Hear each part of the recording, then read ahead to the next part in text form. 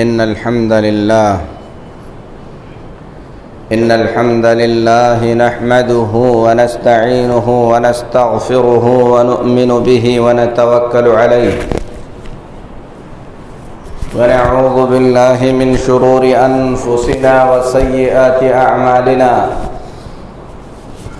من يهده الله فلا مضل له ومن يضلل فلا هادي له وأشهد أن لا إله إلا الله وحده لا شريك له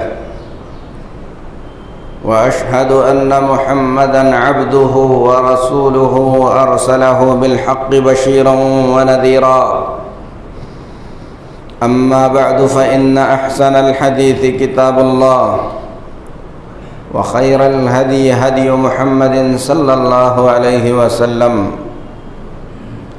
وشر الأمور محدثاتها وكل محدثة بدعة وكل بدعة ضلالة وكل ضلالة في النار يا أيها الذين آمنوا اتقوا الله حق تقاته ولا تموتن إلا وأنتم مسلمون يا أيها الناس اتقوا ربكم الذي خلقكم من نفس واحدة وخلق منها زوجها وبث منهما رجالا كثيرا ونساء واتقوا الله الذي تساءلون به والأرحام إن الله كان عليكم رقيبا يا أيها الذين آمنوا اتقوا الله وقولوا قولا سديدا يصلح لكم أعمالكم ويغفر لكم ذنوبكم ومن يطع الله ورسوله فقد فاز فوزا عظيما أما بعد محترم حاضرین جمعہ،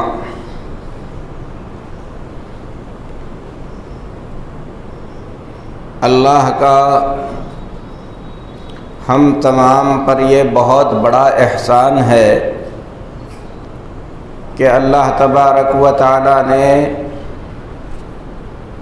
ہم تمام کو دین اسلام کی ہدایت فرمائی ہے۔ آج کے اس فتنے سے بھرے ہوئے دور میں جہاں انسان دنیا کو سب کچھ سمجھ کر دنیا کی چند دن کی زندگی کے لیے اپنے زندگی کے مقصد کو بھول گیا ہے، دین سے دور ہے، اللہ کو پہچانتا نہیں ہے، رسول کو جانتا نہیں ہے، دین اسلام کو سمجھتا نہیں ہے، ایسے دور میں اگر اللہ تعالیٰ نے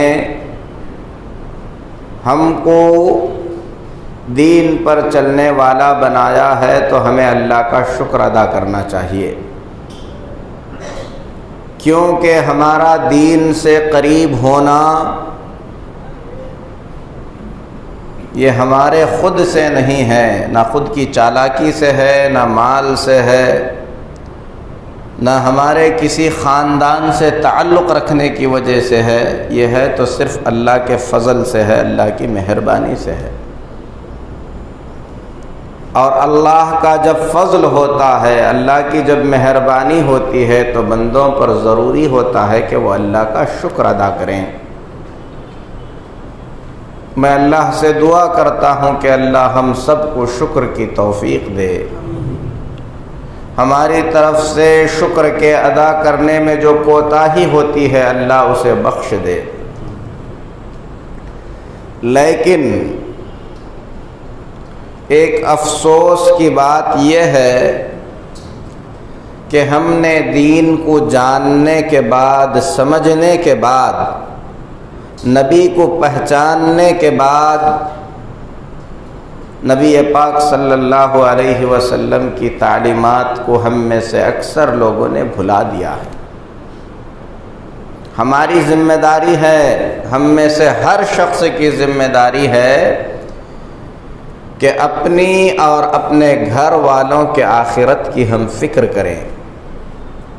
جس طریقے سے ہم لوگ ہماری اس دنیا کی زندگی کی فکر کرتے ہیں، اپنے بیوی بچوں کے لیے راشن پانی کا انتظام کرتے ہیں، بیمار ہو تو ان کے دوا کا انتظام کرتے ہیں، گھر میں ان کے آرام اور سکون کا انتظام کرتے ہیں، بالکل اسی طریقے سے بلکہ اس سے بھی زیادہ بڑھ کر ہم لوگوں کو اگر کسی چیز کی فکر کرنی ہے تو وہ ہے کہ ہم اپنے گھر والوں کو، اپنے بیوی بچوں کو جہنم کی آگ سے بچائیں۔ اللہ تعالیٰ نے کھلے الفاظ میں فرمایا قُوا أَنفُسَكُمْ وَأَهْلِيكُمْ نَارًا، اپنے آپ کو اور اپنے گھر والوں کو جہنم سے بچاؤ۔ وَقُودُهَا النَّاسُ وَالْحِجَارَةُ، وہ آگ معمولی آگ نہیں ہے، اس آگ میں جو ایندھن کے طور پر استعمال کیا جاتا ہے، لوگوں کو ڈالا جاتا ہے، لوگوں کو جلایا جاتا ہے اور پتھر جلائے جاتے ہیں۔ عبداللہ بن عباس رضی اللہ تعالی عنہ جو رسول اللہ صلی اللہ علیہ وسلم کے چچا زاد بھائی ہیں، چاچا کے بیٹے ہیں اور مفسر قرآن ہیں، امت میں سب سے زیادہ قرآن کا علم جاننے والے صحابی عبداللہ بن عباس فرماتے ہیں کہ یہ پتھر جو جہنم میں جلائے جائیں گے معمولی پتھر نہیں ہیں، یہ گندک کے پتھر ہیں جو آگ کو بھڑکاتے ہیں۔ اللہ ایسی آگ کا انتظام کیا ہے ان لوگوں کے لیے جو نافرمان ہو کر مرتے ہیں، جو اللہ کو ناراض کر کے اس دنیا سے جاتے ہیں۔ اللہ تبارک و تعالیٰ اس آگ کا حوالہ دے کر فرماتا ہے کہ اپنے آپ کو اور اپنے اہل خانہ کو، اپنے گھر والوں کو اس آگ سے بچاؤ۔ آج کیسے فتنوں کا دور ہے، سب پر یہ بات کھلی ہوئی ہے۔ گھر کے بند کمرے میں رہ کر آج انسان بڑے بڑے گناہ کرنا چاہے تو بڑے بڑے گناہوں کے راستے اس کے سامنے کھلے ہوئے ہیں۔ پہلے انسان کو گناہ کرنے کے لیے گناہوں کے اڈے پر جانا پڑتا تھا، آج گناہوں کے اڈے خود چل کر ہماری جیب میں آ چکے ہیں۔ موبائل فون کا استعمال کر کے آدمی آج بہت بڑے بڑے گناہوں کا ارتکاب کر سکتا ہے۔ جوا آن لائن کھیلا جا رہا ہے، اسی طریقے سے ہر طریقے کی عریانیت، فحاشی، زناکاری، بدکاریاں، ساری کی ساری چیزیں موبائل پر موجود ہیں۔ آج ہم موبائل کا استعمال جتنا نہیں جانتے ہیں اس سے کہیں زیادہ آج ہمارے بچے اسے جانتے ہیں۔ ایسے فتنے کے دور میں اگر ہم اپنے بچوں پر نظر نہیں رکھتے، ان کے آخرت کی فکر نہیں کرتے، ان کے اچھے برے کو نہیں سمجھتے تو کل پچھتانے کے سوا ہمارے ہاتھ کچھ نہیں آئے گا۔ اللہ نے فرمایا قُوا أَنفُسَكُمْ وَأَهْلِيكُمْ نَارًا، اپنے آپ کو اور اپنے اہل خانہ کو جہنم کے عذاب سے بچاؤ۔ وَقُودُهَا النَّاسُ وَالْحِجَارَةُ، جس کا ایندھن انسان اور پتھر ہے۔ آج ہم جتنے نمازی مسجد میں حاضر ہیں جمعہ میں، اپنے آس پاس دیکھیں ہمارا بیٹا کہاں ہے، ہمارا پوتا کہاں ہے، ہمارے نواسے نواسیاں کہاں ہیں، وہ آج ہمارے ساتھ مسجد میں کیوں نہیں آئے؟ وہ دور چلا گیا جب انسان اپنے بچوں کی انگلی پکڑ کر مسجد میں لے کر آتا تھا، آج وہ دور نہیں ہے۔ ابھی مسجد کا جائزہ لیں، نوجوان بچے مسجد سے غائب ہیں۔ ٹین ایج کے جو بچے ہیں 14 15 سال کے، 13 12 سال کے، وہ بچے کہاں ہیں؟ وہ جمعہ کیوں نہیں پڑھتے؟ باقی نمازیں کیوں نہیں پڑھتے؟ ان کی نمازوں کے بارے میں ان سے گھر میں کیوں نہیں پوچھا جاتا؟ اگر وہ برباد نہیں ہوں گے تو پھر کیا ہوں گے؟ اس بربادی کی ذمہ داری کس کے سر آئے گی؟ اللہ کس سے پوچھے گا؟ پیارے نبی جناب محمد الرسول اللہ صلی اللہ علیہ وسلم نے کھلے الفاظ میں بتلا دیا کہ جب تمہارا بچہ 7 برس کا ہو جائے تو تم اسے نماز کا حکم دو۔ 7 برس کے بچے کو نماز کا حکم دینے کے لیے کہا گیا۔ جب بچہ 10 برس کا ہو جائے نماز نہ پڑھے، پیارے نبی جناب محمد الرسول اللہ صلی اللہ علیہ وسلم جن کے بارے میں اللہ نے فرمایا وَمَا أَرْسَلْنَاكَ إِلَّا رَحْمَةً لِلْعَالَمِينَ، اے محمد صلی اللہ علیہ وسلم ہم نے آپ کو ساری جہان کے لیے، ساری دنیا کے لیے رحمت بنا کر بھیجا ہے۔ اتنے رحم کرنے والے نبی فرماتے ہیں جب 10 برس کا ہو جائے نماز نہ پڑھے تو نماز چھوڑنے پر تم اسے مارو۔ میرے نبی جناب محمد الرسول اللہ صلی اللہ علیہ وسلم نے کبھی بچے پر ہاتھ نہیں اٹھایا۔ حضرت انس رضی اللہ تعالی عنہ نے 10 سال اللہ کے نبی کی خدمت کی، فرماتے ہیں 10 سال کے عرصے میں اللہ کے رسول صلی اللہ علیہ وسلم نے مجھے کبھی نہیں ڈانٹا، کبھی نہیں مارا، کبھی آپ نے مجھ سے یہ نہیں کہا کہ تم نے یہ کام کیوں کر دیا، کبھی آپ نے یہ نہیں کہا کہ یہ تم کو میں نے کرنے کے لیے کہا تھا تم نے کیوں نہیں کیا۔ اتنا بچوں کا خیال کرنے والے نبی فرماتے ہیں کہ بچہ 10 برس کا ہو جائے نماز نہ پڑھتا ہو تو اسے مارو، مار کر اسے نماز کی تاکید کرو۔ میں آپ سب سے سوال کرتا ہوں کہاں ہیں آپ کے بچے؟ آپ کے بچوں کے بچے کہاں ہیں؟ وہ آپ کے ساتھ مسجد میں کیوں نہیں آتے؟ آپ انہیں ہاتھ پکڑ کر مسجد میں لانا چھوڑ کر کتنی بڑی ذمہ داری کو چھوڑ چکے ہیں آپ کو اندازہ ہے؟ اللہ اس کے بارے میں پوچھے گا۔ یہی بچے جب مسجد سے دور ہوں گے، دین کی باتوں سے دور ہوں گے، آوارہ بچوں کے ساتھ ملیں گے، افسوس کے ساتھ کہنا پڑتا ہے کہ آج میری قوم کے بچے، ہماری قوم کے بچے چھوٹی سی عمر میں بلوغت سے پہلے اللہ کی قسم دیہاتوں میں آج بچے شراب کے اڈوں پر منڈلا رہے ہیں، لڑکیوں کے پیچھے پڑے ہوئے ہیں، پتہ نہیں ان کے پاس پیسہ کہاں سے آ جاتا ہے، ان کے ہاتھوں میں بڑے بڑے فون ہوتے ہیں، فونوں میں بیٹھ کر اجتماعی طور پر 4 5 8 10 بچے جوا کھیلتے ہیں۔ یہ دور ہم مسلمانوں کے لیے جتنا زیادہ پرخطر دور ہے، شاید ایسا پرخطر دور اس سے پہلے کبھی گزرا ہوگا۔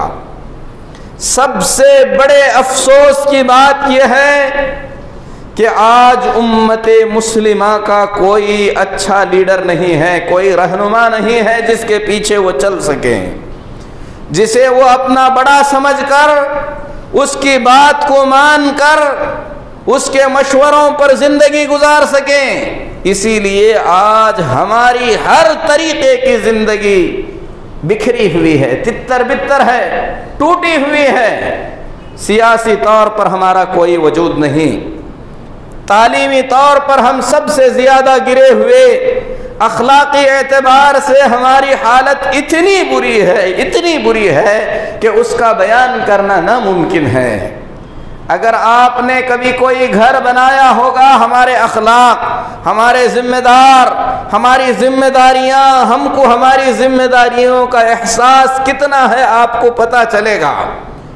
کبھی آپ ہماری جماعت سے، ہماری قوم سے تعلق رکھنے والے کسی کام والے کو کام پر رکھ کر دیکھیں، آپ کو پتہ چلے گا کہ کتنا جھوٹ ہم بولتے ہیں، کتنی وعدہ خلافی ہم کرتے ہیں، کتنی بے ایمانی ہم کرتے ہیں، کتنے وعدے ہم ٹالتے ہیں، لوگوں کو کتنا پریشان ہم کرتے ہیں۔ میرے محترم بھائیوں، یہ ساری بری خصلتیں، بری عادتیں آتی کہاں سے ہیں؟ کیونکہ بچوں کی پرورش کا مطلب ہم نے اتنا سمجھا، کما کر لائیں، گھر میں راشن ڈال دیں، پانی کا انتظام کریں، گھر میں بجلی کا انتظام کریں، اسکول بھیج دیں، اسکول بیگ دلا دیں، کتابیں دلا دیں، ہماری ذمہ داری ختم ہو جائے گی۔ ایسا نہیں ہے۔ یہ بچے اللہ کی طرف سے آپ کی امانت، آپ پر امانت ہیں۔ پیارے نبی صلی اللہ علیہ وسلم نے کھلے الفاظ میں فرمایا، کلکم راع وکلکم مسئول عن رعیتہ، تم میں سے ہر شخص ذمہ دار ہے اور تم میں سے ہر شخص کو اس کی ذمہ داری کے بارے میں پوچھا جانے والا ہے۔ پوچھنے والا اللہ ہے۔ جو ذمہ داری اللہ نے دیا ہے اس کے بارے میں اللہ پوچھے گا، بیوی کے بارے میں پوچھے گا، بچوں کے بارے میں پوچھے گا، ماتحتوں کے بارے میں پوچھے گا۔ اگر آپ گھر کے بڑے بھائی ہیں، آپ کے گھر میں دوسرا ذمہ دار نہیں ہے، آپ کے چھوٹے بھائیوں کے بارے میں، چھوٹی بہنوں کے بارے میں اللہ آپ سے پوچھے گا کہ آپ نے ان کو نیکی کے راستے پر چلنے کے لیے کتنی رہنمائی کی، ان کا ہاتھ پکڑ کر آپ نے کتنی مرتبہ دین کی مجلسوں میں شریک کیا، دین کی کون سی باتیں آپ نے بتلائی، یہ آپ سے سوال کیا جائے گا، پوچھا جائے گا۔ کلکم راع وکلکم مسئول عن رعیتہ، تم میں سے ہر شخص ذمہ دار ہے، تم میں سے ہر شخص سے اللہ اس کی ذمہ داری کے بارے میں پوچھے گا۔ جتنے لوگ دادا بنے ہیں، اپنے بچوں کے بارے میں نہیں بلکہ پوتوں کے بارے میں بھی اللہ آپ سے پوچھے گا۔ کیوں نہیں لایا آپ مسجد؟ آپ نے مسجد کا راستہ کیوں نہیں دکھایا؟ اپنے بھٹکے ہوئے بیٹے کو آپ نے یہ کیوں نہیں بتایا کہ تیرے بچوں کی دینی طور پر رہنمائی کرنے کی ذمہ داری بھی اللہ نے تیرے کندھے پر ڈالا ہے؟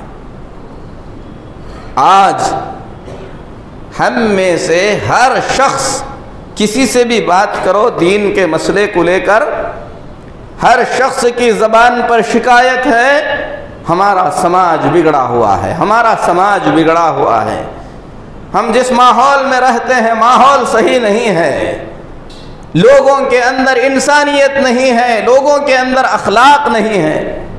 سماج کیا ہوتا ہے؟ سوسائٹی کیا ہوتی ہے؟ معاشرہ کیا ہوتا ہے؟ سماج، سوسائٹی، معاشرہ، ہمارا یہ ماحول ہم لوگ ہی ہیں، ہم ہی لوگوں سے مل کر بنا ہے۔ اگر میں سدھر جاؤں، میرے گھر والوں کو سدھار لوں، آپس میں پڑوسیوں پر اچھا اثر ڈال کر اپنے پڑوسیوں کو سدھار لوں، ایسے ہی پڑوسی دوسرے پڑوسی کو سدھار لے، سماج سدھر جائے گا، معاشرہ سدھر جائے گا۔ اس کی ذمہ داری خود سے شروع ہوتی ہے۔ اللہ نے جہنم سے ڈراتے ہوئے فرمایا، قوا انفسکم، اپنے آپ کو بچاؤ۔ سوچو اپنے آپ کے بارے میں کہ ہم اپنے آپ کو کتنا بچائے ہوئے ہیں، ہماری توحید کتنی مضبوط ہے، ہمارے فرائض کا کیا حال ہے۔ 5 وقت کی نمازیں ہمارے ایمان کو بتلاتی ہیں کہ ہم کتنے پانی میں ہیں۔ روزوں کا کیا حال ہے، زکوٰۃ کا کیا حال ہے، اگر اللہ نے حج فرض کیا ہے تو ہم نے حج کیا ہے کہ نہیں کیا ہے، اس کے بارے میں اللہ پوچھنے والا ہے۔ پھر اس کے بعد اپنی کمائی کو دیکھو۔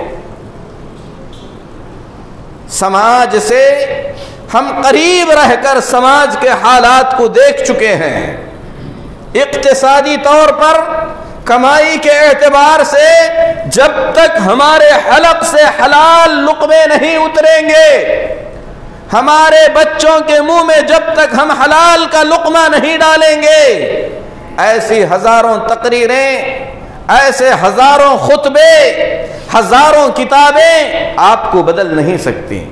سب سے پہلے جب ہم نے اپنے بچوں کا بیڑا اٹھایا ہے، آپ کیا کھلا رہے ہیں، وہ اہم نہیں ہے، آپ کس طریقے کی غذا دے رہے ہیں وہ بہت اہم ہے۔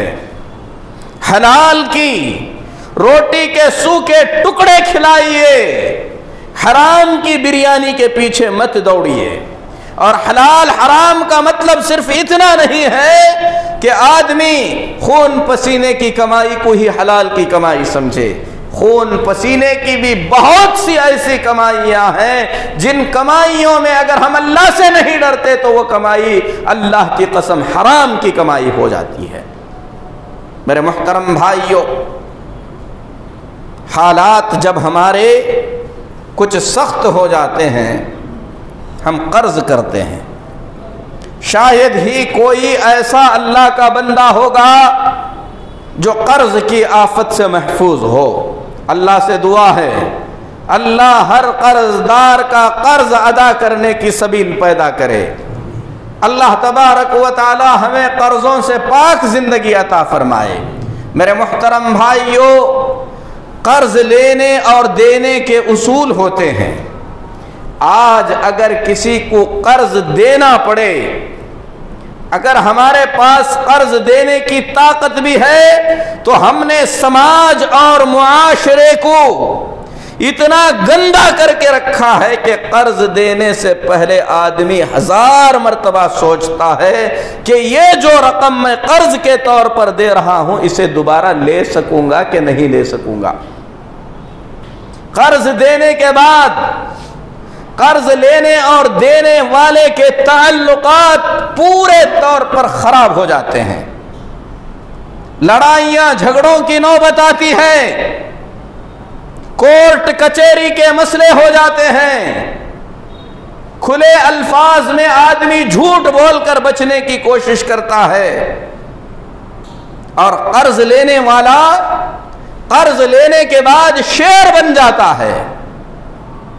دی ہوئی رقم کا جب آدمی مطالبہ کرتا ہے تو دھمکیاں دینے لگتا ہے، کہیں بھاگ نہیں رہا ہوں، جب ہوں گے تب دے دوں گا۔ اللہ کی قسم اسلام اس کی تعلیم نہیں دیتا۔ اسلام نے ضرورت مند آدمی کو قرض دینے کے لیے مسلمان کو اکسایا، اس کی فضیلتیں بتلائیں تاکہ ہمارا سماج، ہمارا معاشرہ سود کی گندگی سے محفوظ رہ سکے۔ اپنے آس پاس میں آپ نظریں ڈالیے، دیکھیے ایسے لوگوں کے چہرے آپ کی نگاہوں میں آ جائیں گے جو سودی قرض بھی لائے ہوں گے، کسی شریف آدمی سے قرض بھی لیے ہوں گے۔ جو سود کا قرض ہوگا سود سمیت ادب کے ساتھ کھڑے ہو کر ادا کرتے ہیں، لیکن جو آدمی ایمان کی محبت میں، رشتہ داری کی محبت میں کسی کا منہ دیکھ کر قرض دیتا ہے بغیر سود کے، اسے دیکھ کر آدمی راستہ بدل لیتا ہے، اس کا دشمن بن جاتا ہے۔ ہم اپنے فائدے کے لیے اپنے پورے سماج کو بگاڑ رہے ہیں، اور جب قرض ملنے لگتا ہے تو آدمی قرض کی ندی میں ڈوبتا چلا جاتا ہے، خود کو بھی برباد کر لیتا ہے، پورے گھر کو برباد کر دیتا ہے۔ اتنے گھر میں جانتا ہوں ذاتی طور پر جنہوں نے فائنانس میں اسی طریقے سے سنگے میں قرضے لیے، ملتا گیا لیتے چلے گئے، جس کی کمائی 10-12 ہزار کی ہے وہ اتنا قرضہ لے چکا ہے کہ اس کا سود اس کا ماہانہ 40-50 ہزار کا ہوتا ہے، وہ کب ادا کرے گا؟ گھر بیچ دیا، جائیدادیں بیچ دیا، بستی چھوڑ کر جانے پر مجبور ہو گیا۔ اسلام نے آپ کو رہنمائی کی، آپ کو یہ بتایا گیا کہ آپ کی چادر جتنی ہے اس سے زیادہ آپ پیر مت پھیلاؤ۔ شادی بیاہ کے بارے میں بتلایا گیا، آسانی کے ساتھ کرو۔ کیا ضرورت ہے ایسی دعوتیں کرنے کی جس میں آپ لاکھوں کا قرضہ لے کر آئیں، زندگی بھر چکاتے رہیں، آ کر 2-4 گھنٹے میں لوگ کھا کر چلے جائیں اور بھول جائیں؟ ضرورت نہیں ہے۔ شادیوں کے لیے قرضے لیے، اللہ کی قسم ایسے گھر برباد ہو گئے۔ پھر اس کے بعد کیا ہوتا ہے؟ آدمی قرض لے کر خود کو پریشانی میں مبتلا کر کے بچوں کی تربیت سے پورے طور پر اپنا دماغ ہٹا دیتا ہے. نہ اسے بچوں کے تعلیم کی فکر ہوتی ہے، نہ بچوں کے تربیت کی فکر ہوتی ہے، نہ بچوں کے اسکول کی فکر ہوتی ہے. اسے اٹھتے بیٹھتے یہی رہتا ہے کہ آج مجھے سنگا دینا ہے، پیسے کہاں سے لاؤں، آج مجھے دینا ہے کہاں سے لاؤں. پھر اس کے بعد جا کر مہینے کی نہیں بلکہ وار بڈی، وارم کے حساب سے گھر برباد ہو گئے، تباہ ہو گئے، بچے برباد ہو گئے، عورتیں برباد ہو گئیں، بستیاں چھوڑ کر لوگ چلے گئے. پہلا قدم اٹھانے سے پہلے انسان کو سوچنا چاہیے کہ میرے رب نے اس میں میری کیا رہنمائی کی ہے. اگر ہماری حیثیت، ہماری طاقت کنکی کھانے کی ہے، چاول خریدنے کی ضرورت کیا ہے؟ وہی کھائیں، اسی پر گزارا کریں. کفایت شعاری سیکھیں، بچوں کو کفایت شعاری سکھائیں. عیش و آرام کی زندگی کے بدلے میں اپنے پورے فیوچر کو پورے طور پر برباد کر دینا، یہ دنیاوی اعتبار سے بھی سوچیں تو کون سی عقل مندی ہے؟ اسلام تو اس کی ہرگز اجازت نہیں دیتا، اسلام اس کی ہرگز اجازت نہیں دیتا. اللہ کے نبی جناب محمد الرسول اللہ صلی اللہ علیہ وسلم کے پاس ایک آدمی بھیک مانگتے ہوئے آیا. اللہ کے نبی صلی اللہ علیہ وسلم نے اس کو نصیحت کی، کہا کہ تمہاری طاقت اتنی ہے کہ تم کو بھیک نہیں مانگنا چاہیے، کما کر کھانا چاہیے. اور کمانے کے لیے اللہ کے نبی نے یہ نہیں کہا کہ جاؤ جا کر کسی سے ادھار لو، ادھار لے کر کلہاڑی لاؤ. اگر اللہ کے نبی صلی اللہ علیہ وسلم اسے چاہتے تو قرض کا راستہ بھی بتا سکتے تھے، نبی نے وہ نہیں بتلایا. اس کے جسم کے جو کپڑے تھے کہا کہ اتنا کپڑا تمہارے لیے کافی ہے، آدھا پہنو جس سے تمہارا جسم ڈھک جائے، واجبی سطر تمہارا ڈھک جائے، بقیہ آدھی چادر بیچ کر جا کر اس میں کلہاڑی لا کر لکڑیاں کاٹ کر بازار میں جا کر بیچ کر اس سے اپنی زندگی گزارو. اور آج ہم کیا کرتے ہیں؟ نئے کپڑوں کے لیے، گھر میں فریج کے لیے، ٹی وی کے لیے، بازو میں کسی نے کچھ کیا ویسا کرنے کے لیے، شادی میں 7-8 قسم کے میٹھے بنانے کے لیے قرض لیتے ہیں. قرض کے تلے دب کر خود کی زندگی کو بربادی پر لگا دیتے ہیں. اپنے بچوں کی تربیت، ان کی تعلیم کی طرف سے اپنا دھیان کلی طور پر ہٹ جاتا ہے. میرے مسلمان بھائیوں، اپنی مصلحتوں کو سمجھو، اپنی بھلائی کا خود خیال رکھو. آج ہم یتیموں کی طرح زندگی گزار رہے ہیں، ہمارا کوئی رہنما نہیں ہے جو ہم کو صحیح تربیت کر سکے. اسی لیے ہم میں سے ہر شخص کو اسلامی تعلیمات سمجھ کر اپنے خاندان کے لیے، اپنے گھر کے لیے خود رہنما بننے کی ضرورت ہے. اور اللہ سے دعا ہے کہ اللہ تبارک و تعالی امت کی حفاظت فرمائے. میرے محترم بھائیوں، تعلیم کے میدان میں اگر ہم دیکھتے ہیں تو ہمارے بچے پریشان ہیں. ابھی ہم لوگ جس دور سے گزرے وہ کسے یاد نہیں ہے؟ ہماری وہ بچیاں جو دہلیز پار کرنے سے پہلے اپنے چہرے کو ڈھانک لیتی تھیں، اگر اپنی تعلیم مکمل کرنا چاہتی ہیں تو انہیں بے نقاب ہو کر جانا پڑتا ہے. یہ کتنے شرم کی بات ہے ہمارے لیے. اگر ہمارے اپنے کالج ہوتے، اگر ہماری اپنی یونیورسٹیاں ہوتی، اگر ہمارے اپنے تعلیمی ادارے ہوتے جہاں پر ہم ان بچیوں کی تعلیم و تربیت کر سکتے تھے، تو آج ہمیں اس طریقے کے دن نہ دیکھنے پڑتے. کس کی ذمہ داری ہے یہ؟ کس کو کرنا چاہیے یہ سب کچھ؟ ہم مسلم قوم کو کرنا چاہیے. اپنے بچوں کا سوچ کر اگر ہمیں جینا ہے، ان کی تعلیم پر ہمیں دھیان دینا ہے. ان کی صحیح تربیت پر ہمیں دھیان دینا ہے۔ اگر ہم اپنے بچے کو بچپن سے اسلام کی بنیادوں پر پروان چڑھاتے ہیں اور وہ اپنے 14-15 سال کی عمر، بلوغت تک کی عمر کو، ٹین ایج کو اگر اچھے طور سے پار کر لیتا ہے، پھر اس کے بعد وہ کہیں پر بھی جا کر جیے، ہم بے فکر ہو کر رہ سکتے ہیں۔ لیکن مسئلہ یہ ہے کہ ہم نے بچپن میں اپنے بچوں کی تعلیم و تربیت کی طرف جو دھیان دینا چاہیے اس کی طرف ہم نے توجہ ہی نہیں دی۔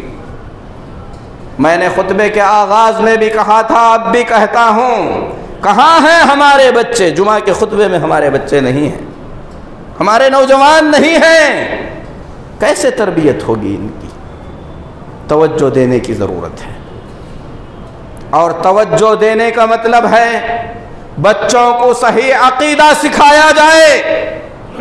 پیارے نبی جناب محمد الرسول اللہ صلی اللہ علیہ وسلم کم سن صحابہ کو، چھوٹی چھوٹی عمر کے صحابہ کو اللہ کے بارے میں بتاتے تھے، اللہ کی عظمت کے بارے میں بتاتے تھے، یہ بتاتے تھے کہ ہم اللہ کے کتنے محتاج ہیں، ہمیں مانگنا تو اللہ سے مانگنا چاہیے، مدد طلب کرنا تو اللہ سے مدد کا طلب کرنا چاہیے۔ انہیں بتلاتے تھے اللہ کو یاد رکھو، اللہ تمہیں یاد رکھے گا، اللہ کو یاد رکھو، اللہ کو تم ہمیشہ اپنے ساتھ پاؤ گے۔ یہ ساری تعلیمات بچوں کو دی جانی چاہیے۔ نبی پاک جناب محمد الرسول اللہ صلی اللہ علیہ وسلم کی سیرت اپنے بچوں کو سکھانا چاہیے۔ صحابہ کہتے ہیں کننا نعلم اولادنا غزوات رسول اللہ صلی اللہ علیہ وسلم، ہم لوگ اپنے بچوں کو پیارے نبی جناب محمد الرسول اللہ صلی اللہ علیہ وسلم نے کون سی جنگ کس لیے کی، جنگ میں کیا واقعات پیش آئے، یہ ساری باتیں تفصیل کے ساتھ بتاتے تھے، جس طریقے سے ہم اپنے بچوں کو قرآن کی کوئی سورت سکھایا کرتے تھے۔ آج ہمارا خود کا حال یہ ہے کہ ہم لوگوں کو محمد صلی اللہ علیہ وسلم اور ابو بکر میں فرق معلوم نہیں ہے۔ عمر کون تھے ہم نہیں جانتے ہیں، نبی کسے کہتے ہیں، صحابی کسے کہتے ہیں، نبی کا کیا مقام ہے، صحابہ سے ہمارا تعلق کیسا ہونا چاہیے، یہ ہم میں سے بہت سارے لوگوں کو افسوس کے ساتھ کہنا پڑتا ہے، معلوم نہیں ہے۔ پھر ہم اپنے بچوں کو کیا سکھائیں گے؟ دین سکھانے کی ضرورت ہے۔ اسلامی تعلیمات کو بچوں کے اندر بچپن سے اچھی طریقے سے سکھانے کی ضرورت ہے، مساجد کی طرف لانے کی ضرورت ہے۔ اس وقت ضرورت ہے کہ اپنے بچوں کی عمر کے حساب سے ہمارے سماج میں ہمارے ارد گرد جو اچھے علماء ہیں ان علماء کو وقتاً فوقتاً لا کر ہمارے بچوں کو ہم عقیدہ سکھائیں، سیرت سکھائیں، دین سکھائیں، صحابہ کی زندگی کے بارے میں بتلائیں۔ آنے والے حالات کیسے بھی کیوں نہ ہوں، یہ بچے اس قابل بن جائیں کہ اپنے ایمان کی طاقت کی بدولت اپنے ایمان کی حفاظت کر سکیں۔ میرے محترم بھائیو، اللہ تبارک و تعالی نے فرمایا اپنے بچوں کو، اپنے گھر والوں کو جہنم سے بچاؤ۔ وقودها الناس والحجارہ، اس کا ایندھن انسان اور پتھر ہیں۔ اور جہنم سے بچانے کا مطلب کیا ہے؟ ہماری پوری زندگی شروعات سے لے کر ہماری آخری سانس تک ہم کو کوشش کرتے رہنا ہے کہ انہیں دین کے بارے میں بتلائیں، اللہ کے بارے میں بتلائیں۔ آئیے میں آپ کو بتاتا ہوں، نوح علیہ السلام نبوت کے آغاز سے اپنے بیٹے کو سمجھاتے رہے۔ اللہ کے خلیل ابراہیم علیہ السلام، اللہ کا حکم ہوا، لے جا کر صحرا میں چھوڑ کر آئے، واقعہ سب جانتے ہیں۔ پھر کچھ دن کے بعد گئے، دیکھا بچہ چلنے پھرنے کے قابل ہو گیا ہے. فلما بلغ معه السعي قال يا بني اني ارى في المنام اني اذبحك فانظر ماذا ترى. جب بچہ چلنے پھرنے کے لائق ہو گیا، ابراہیم علیہ السلام فلسطین سے نکل کر بیت المقدس کے پاس، عراق میں ابراہیم علیہ السلام رہتے تھے، ایک بیوی فلسطین میں رہتی تھی بیت المقدس کے پاس، دوسری بیوی کو اللہ کے حکم سے مکہ میں رکھے تھے، اور اس وقت مکہ میں کچھ بھی نہیں تھا. ذرا سوچ کر دیکھو، ایک بچہ اور ایک عورت صحرا میں ہے، چھوڑ کر آ گئے تھے، دوبارہ ملنے کے لیے گئے تو اللہ فرماتا ہے کہ چلنے پھرنے کے قابل ہو گئے. جا کر بیٹے سے کہا، اے بیٹے میں نے خواب میں دیکھا ہے کہ تجھے ذبح کر رہا ہوں. کیا کہا بیٹے نے؟ یا ابت افعل ما تؤمر ستجدنی انشاء اللہ من الصابرین. اے ابا جان، اللہ نے آپ کو جو حکم دیا ہے اس حکم کو آپ پورا کرے، انشاءاللہ میں صبر کرنے والوں میں سے ہو کر دکھاؤں گا. غور آپ نے کیا وہ ماں کی تربیت کیسی رہی ہوگی، کیسی تربیت رہی ہوگی. باپ چھوڑ کر چلا گیا کیونکہ اللہ کا حکم تھا. اس کی دوسری ماں بھی تھی اس بچے کی، اس کے خلاف اسے ورغلایا جا سکتا تھا، لیکن ماں نے اپنے بیٹے کی تربیت کیسی کی ہوگی بیٹھ کر گہرائی کے ساتھ سوچے.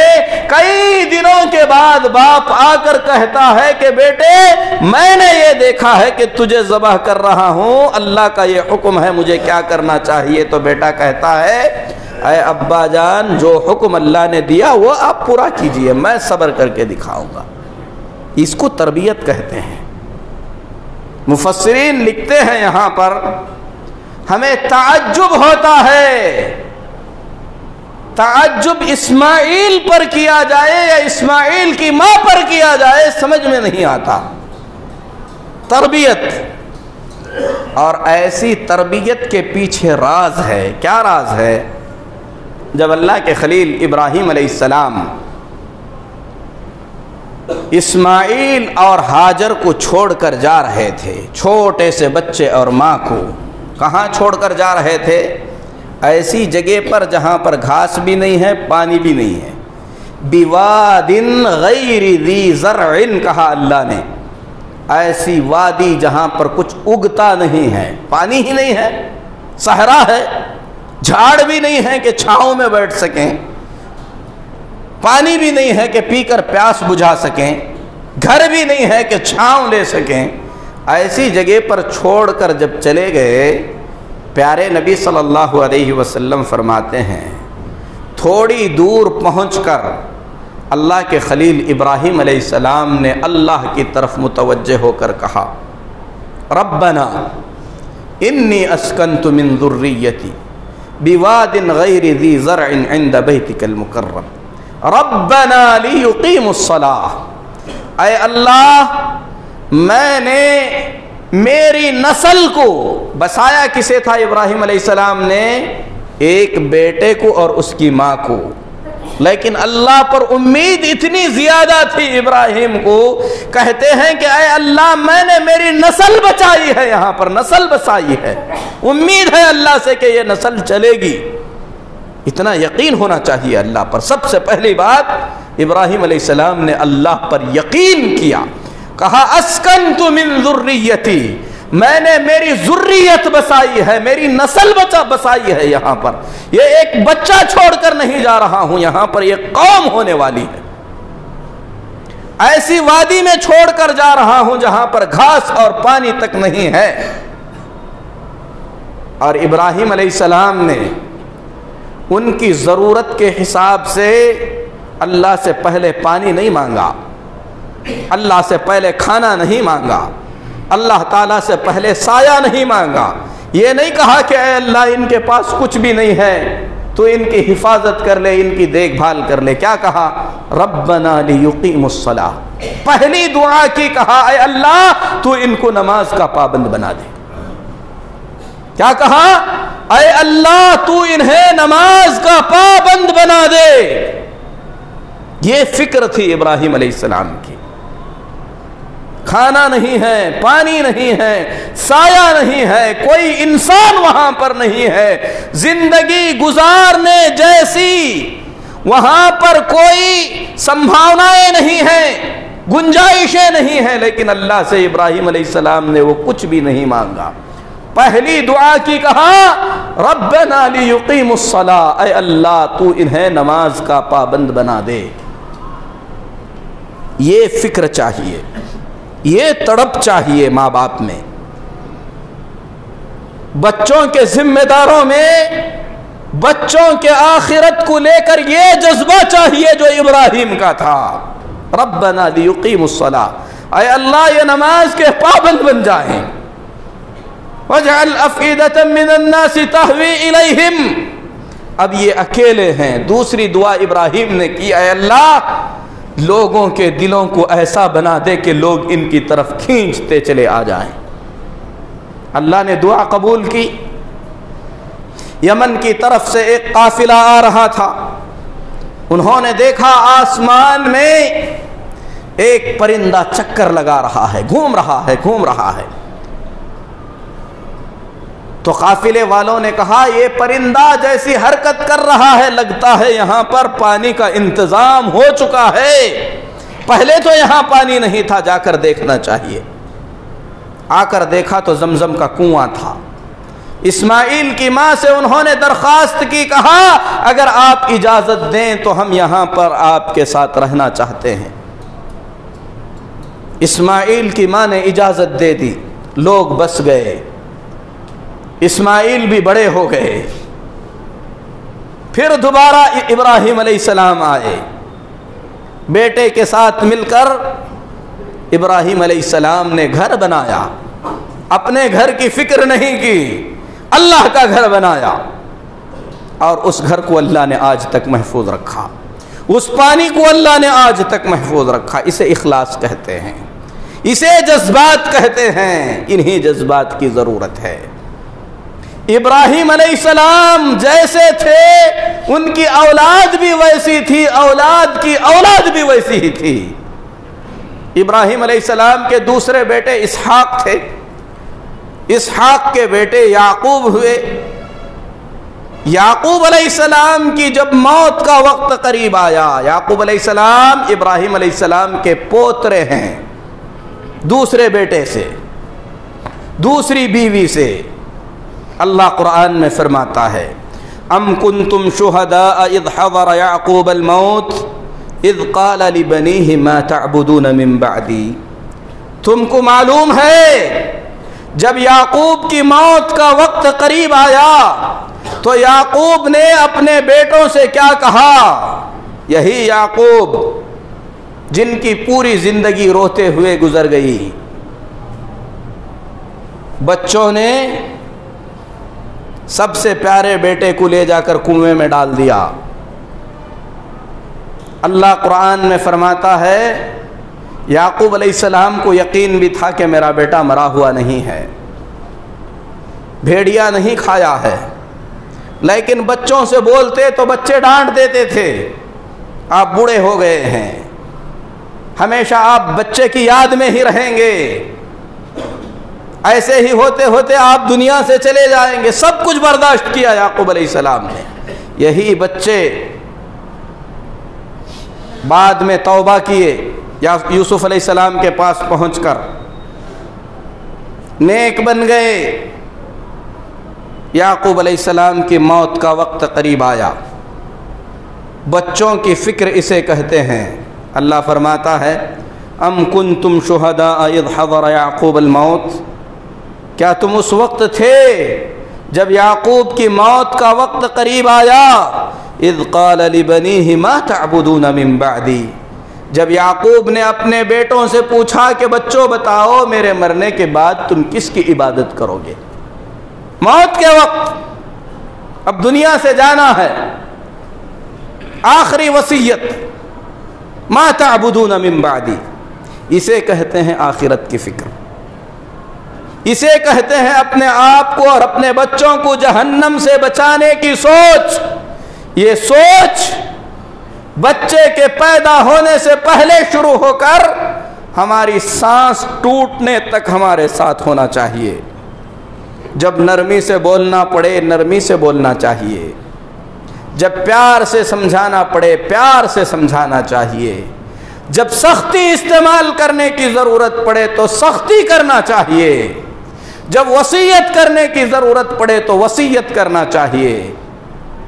باپ بننے کے بعد بچوں کا پیٹ بھرنا جیسی ذمہ داری ہے، ان کے دماغ میں دین بھرنا بھی باپ کی اتنی ہی بڑی ذمہ داری ہے. اس ذمہ داری کو سمجھنا چاہیے. اس کے لیے سب سے پہلے ہمیں دین سیکھنا چاہیے. پھر اس کے بعد جس طریقے سے ہم بچے کے جسمانی نشو و نما پر توجہ دیتے ہیں، بچے کے اسکول کی تعلیم اور نوکری پر توجہ دیتے ہیں، اسی طریقے سے بچے کے نماز، بچے کی داڑھی، بچے کی زبان، بچے کا ماں باپ کے ساتھ سلوک، بچے کا پڑوسیوں کے ساتھ سلوک، اس کے بھائیوں کے ساتھ سلوک، خرید و فروخت میں حلال و حرام، ان ساری چیزوں پر بچپن ہی سے توجہ اور ساتھ دینا چاہیے.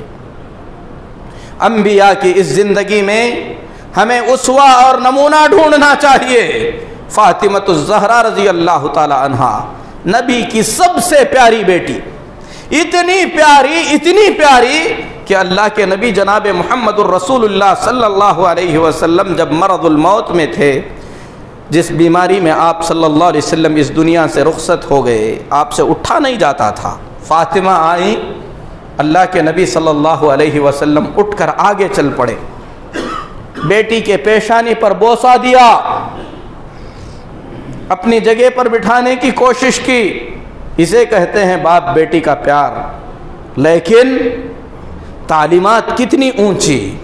آ کر شکایت کرتی ہیں کہ گھر میں خادم نہیں ہے، کام کر کے تھک جاتی ہوں، کسی خادم کا انتظام کر دیجئے. کون ہے اللہ کے نبی صلی اللہ علیہ وسلم؟ اس دنیا نے نہ تو اس سے زیادہ اچھا انسان دیکھا ہے، نہ کبھی دیکھ سکتی ہے. ایسی بات نہیں ہے کہ میرے اور آپ کے نبی جناب محمد الرسول اللہ صلی اللہ علیہ وسلم ہمیشہ مسکینی کی زندگی ہی گزارتے رہے. ایسی بات نہیں ہے.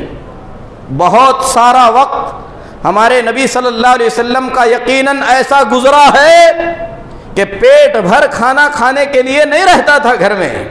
لیکن کچھ وقت ایسے بھی آئے ہیں کہ اگر اللہ کے نبی صلی اللہ علیہ وسلم اللہ کی طرف سے آپ کو حق کے ساتھ جو مال آپ کی ملکیت کا ملا ہے، اس مال سے خریدنا چاہتے تو آدھا مدینہ خرید سکتے تھے.